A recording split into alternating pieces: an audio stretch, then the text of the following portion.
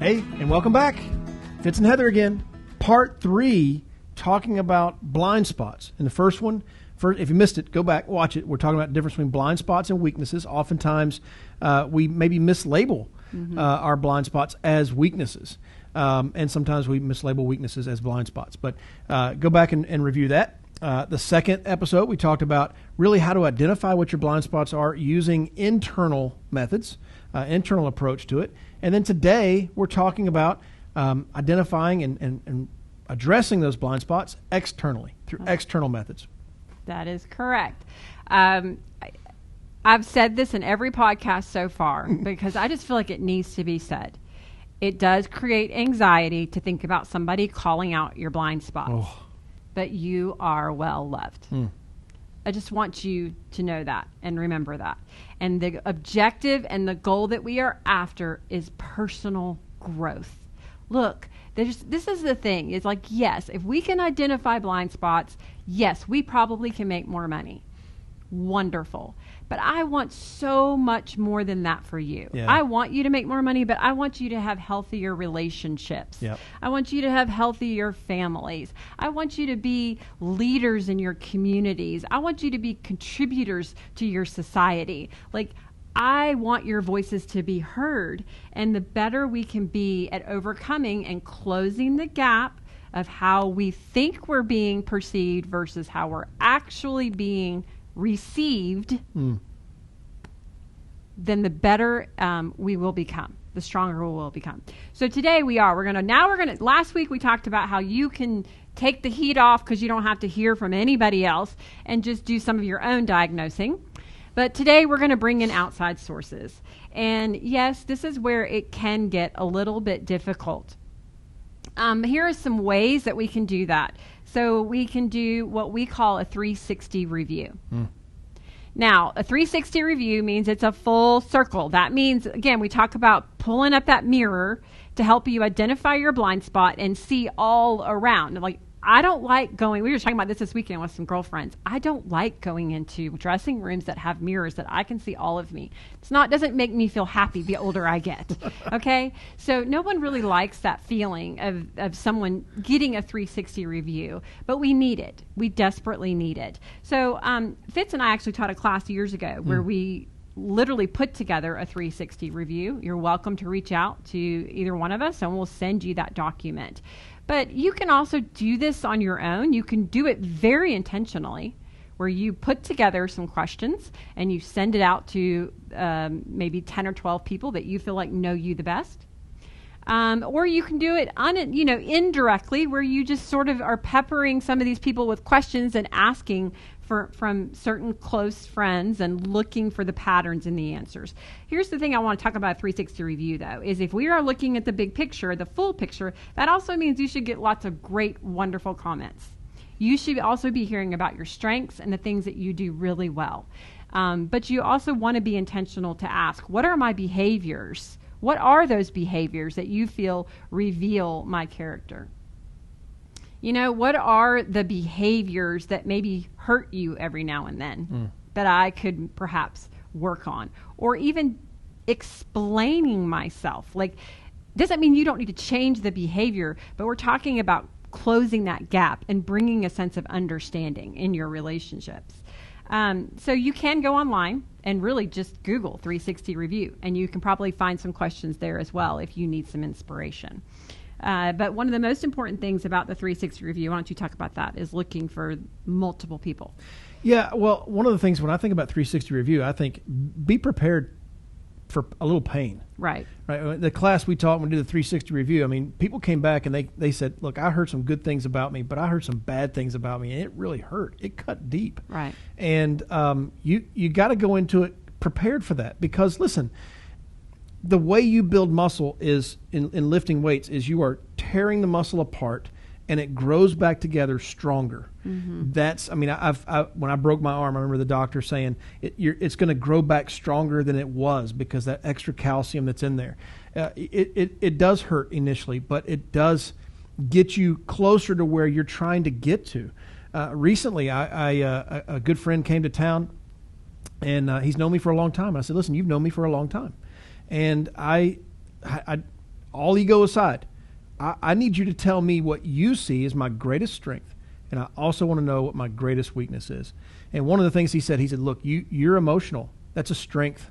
You love the people that you lead. You genuinely pray for them and cry for them, and you bleed for them. You love them. And listen, that makes it really easy for them to follow you.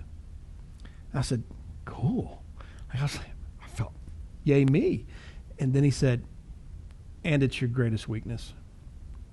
Because sometimes you go too far, and because you love your people so much, if they're hurt, you go too far in fixing it, and you don't need to. You need to. You should rein that back. And it cut. I wasn't. I mean, I'm the one that's saying you got to prepare. If you're asking a question, you got to prepare. It hurt initially, but I took a second and I thought, he's right. He's absolutely right, and I trust him to give me the feedback, not that he's trying to hurt me, but he's trying to help me. And he did, and I appreciate it. And since that conversation, I've been very aware of when I'm too emotional. Yeah, it does hurt. I talked about this in the last podcast, that I would share the story of a time that it hurt for me as well. A couple of years ago, we went on like a leadership training, and they did an exercise. It's called the Hat Factory. So it was really, and they put us in table groups, and it was really just about who could output the most hats. It's really all the exercise was about. Paper hats. Right. But of course, it's always deeper than that. But I think everyone in the room, including us, thought we would win just because of our reputation coming into that room. And so we went into it really thinking we would win, and we didn't end up winning. But what I realized, the mistake that I made, and I read this in the last podcast talking about going in and reading about your personality type, and it talks about this as an overextension of that strength for my personality type, is that I can tend to zero in a little too much on some idea or creative spark, and I can sometimes miss the big picture. And it's totally what I did that day. And it was the thing was, the reason it hurts so much is it was the first cut. You know, the first cut is always the deepest. It was the first time I ever had any inkling that I did that. And it wasn't that we lost. It was that I made a mistake that I didn't know I was capable of making. And honestly, for days, I was a mess. You can ask Fitz. The whole time we were there on that trip, I was just a mess about it.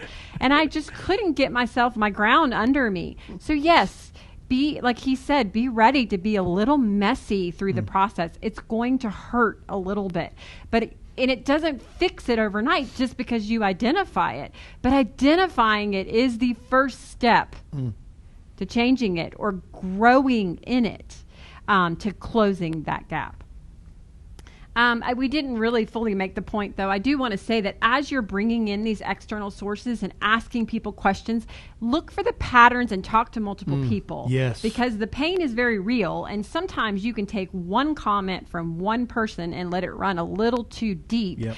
And you need to look for that thread amongst the masses that helps you sort of identify, okay, this is something that a lot of people see about me that probably is something I should pay attention to. And when it talks about 360, a point maybe we didn't hit enough is it's not just looking at the whole picture of you, but it's looking at it from all the angles.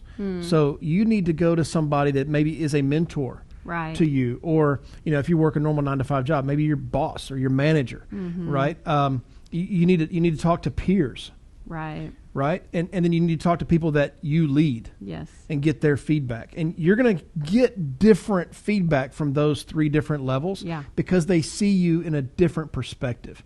And so it's important to do that. Don't just get feedback from a manager, that one person. And listen, don't just get feedback from your peers because they're friends. Don't just get feedback from people who work for you because they may feel like, oh, he could fire me. If I say the wrong thing, I don't want to say the wrong thing and get fired. So, but if you get that whole picture, you really have a better understanding of what's the pattern that's coming out of it. Right. Yeah, that's a great point. The last external resource that we really want to encourage you in is the topic is training. I mean, Fitz is the one, I've heard him say this often, but how do you identify a counterfeit $100 bill? It's by holding up a real one beside it. So that's the power of training. And obviously I'm preaching to the choir. If you're listening to this today, you probably are someone who already pursues a lot of training. But you know, I think the idea is can you identify through external sources, through hanging out with other people too? Like sometimes there are people who we really respect their emotional maturity. We respect the way that they communicate with other people. Some people just really seem to be able to exude how much they care. And so you want to get around those people and pay attention to how is it that they are communicating their intentions so clearly, and pay attention and learn from those external resources.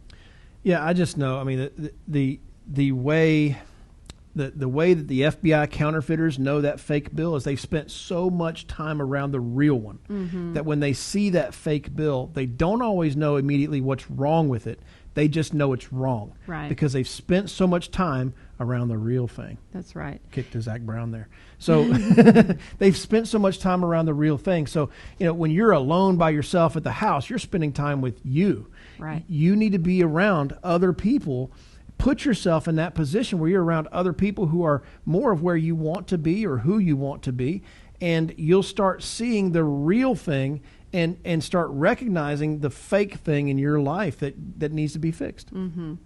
It's also, it goes back to, too, why it's important as we grow as individuals that we expose ourselves to different cultures and different organizations of people, different groups of people. Because to your point, sometimes like the way we were raised in our homes, like that's so normal to us that we don't even know that maybe if you were raised, for example, in a very confrontational, unhealthy home, you might not know you're duplicating those same behaviors in your own home because you were never around a non-confrontational home, right?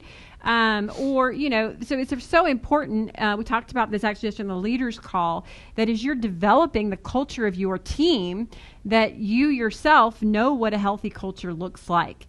So we do challenge you, yes, to get out there, find good training, find healthy cultures, find people that you respect, families that you love, people you want to be around, and figure out how to be just like them. Yeah, I think that nails it. Hey, I want to say before we land, I know you may be watching this on Facebook, or maybe I got a lot of feedback from friends who've seen us on LinkedIn with this, but we do have a YouTube channel. We don't ever talk about it. It's never in the notes, but the TFG Media, when you go to YouTube, type in TFG Media and look for our shield. It's the tree with the shield. Look for that. That's us. And you can subscribe to this rather than hoping you see it on Facebook or LinkedIn next time we put one out. You can actually subscribe to it. You can subscribe to the podcast, which is the audio of the video. You can subscribe to that through the normal places you would subscribe to podcast, Apple, Spotify, that kind of thing. Yeah. So anyway, I just want to throw that out there. Well, I just want to make sure that you caught all three of these. This is a really important series about blind spots, and you don't want to miss one of them. So go to that website to make sure that you've watched all three of these. And we are hopeful and confident that we left you feeling secure in who you are and giving you the strength to identify, overcome, and grow in this area. So we are excited to hear your feedback about this podcast. And now that you know, you know.